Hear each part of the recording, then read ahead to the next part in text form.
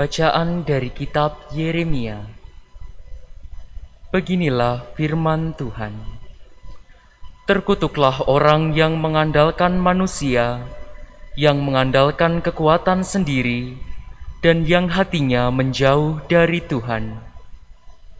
Ia seperti semak bulus di padang belantara.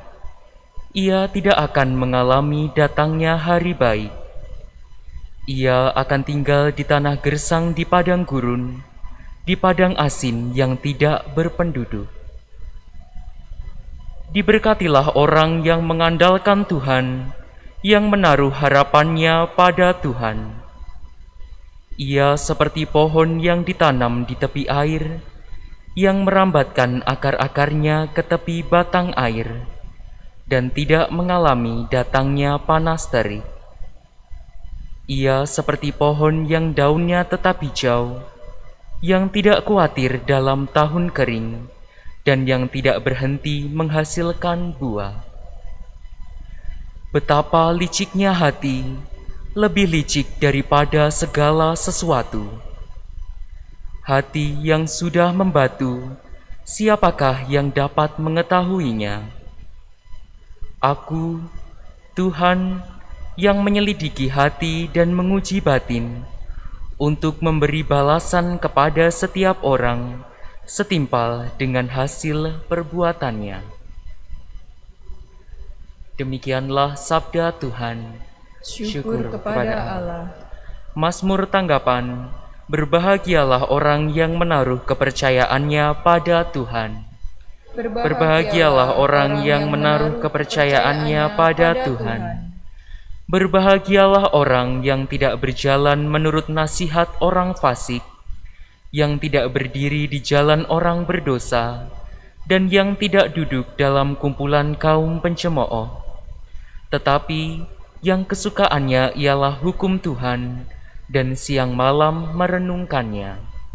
Berbahagialah orang yang menaruh kepercayaannya pada Tuhan.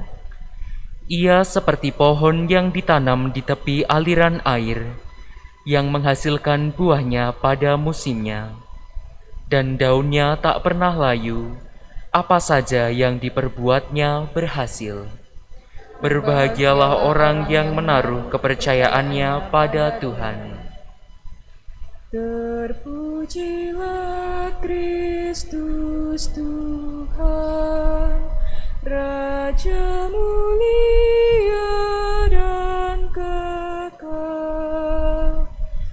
Terpujilah Kristus Tuhan, Raja mulia dan kekal.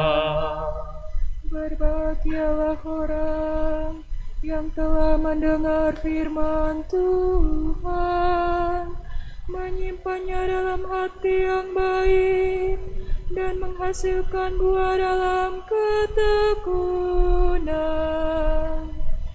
Terpujilah Kristus Tuhan, Raja mulia dan kekal.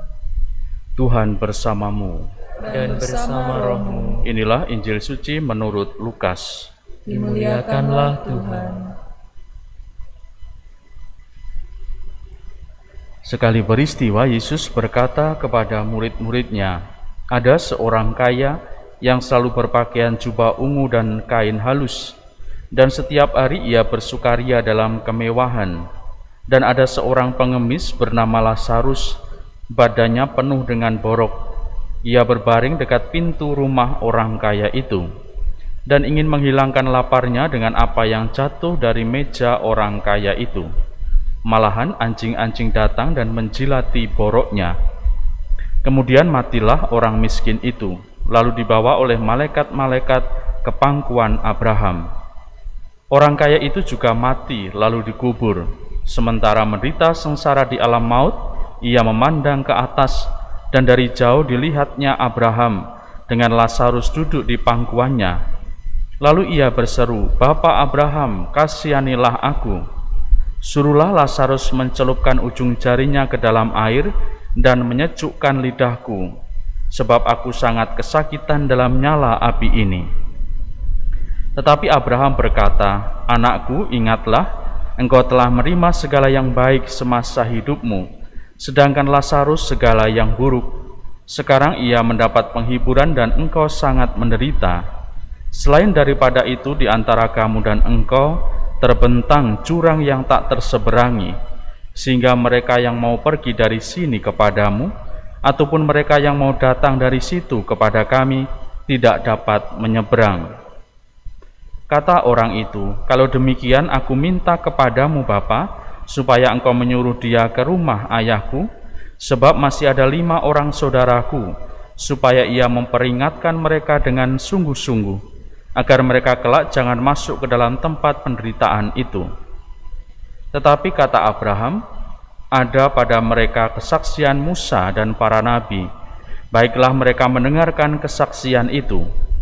Jawab orang itu, "Tidak, Bapak Abraham, tetapi jika ada seorang yang datang dari antara orang mati kepada mereka, mereka akan bertobat."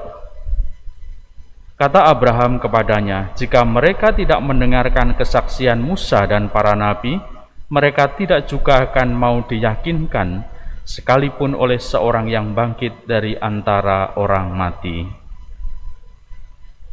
Demikianlah sabda Tuhan. Terpujilah Kristus. Saudari-saudaraku yang terkasih, Injil yang juga dikatakan ajaran Yesus ini bisa juga dimengerti sebagai ajaran moral tentang kebaikan, tentang orang kaya yang tidak berbuat baik kepada yang miskin Lazarus. Namun yang lebih dalam, kita bisa menimba sebenarnya bahwa ini tidak hanya sekedar perbuatan baik, tetapi sebenarnya soal hati yang penuh kasih, hati yang mengarah kepada Allah, hati yang lemah lembut, hati yang sungguh-sungguh lahir dari iman kepada Allah sendiri. Artinya, kita belajar dari Injil hari ini adalah bagaimana kita mengolah hati, mengembangkan hati yang sungguh sesuai dengan kehendak Allah, yang sungguh mengajarkan dan mengarahkan kepada kebaikan-kebaikan yang memang diberikan oleh Allah sendiri. Maka saudari-saudaraku yang terkasih, masa Prapaskah juga sebenarnya bagaimana kita mengolah hati kita, hati yang semakin peka terhadap kekurangan orang-orang di sekitar kita, hati yang penuh dengan cinta, yang memampukan kita melihat sesama kita dengan penuh kasih, dan akhirnya sampai pada tindakan dan perbuatan yang baik itu. Semoga hati kita semakin terbuka, hati kita semakin penuh cinta, dan hati kita semakin mampu mengandalkan Allah dalam keseharian. Semoga berkat Allah menyertai kita sekalian.